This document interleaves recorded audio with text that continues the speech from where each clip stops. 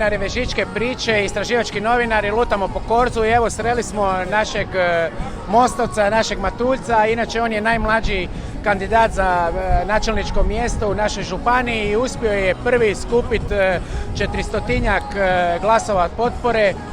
Nevio, da li znaš što ti još sad fali za uspjeh siguran u politici?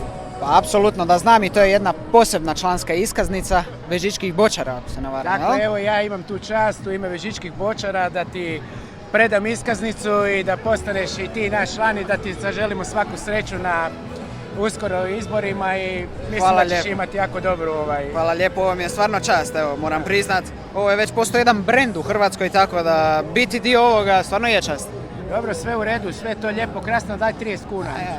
Nema to, čist račun. Članarina je, vi ste političari. Čist račun, duga ljubav, evo, čisto da se vidi. 30 kuna si dao, to je to, članska je tu. Hvala lijepo. Želimo ti svaku sreću na izborima i to je to. Hvala lijepo, pozdrav cijelom Vežičkoj priči. Pozdrav.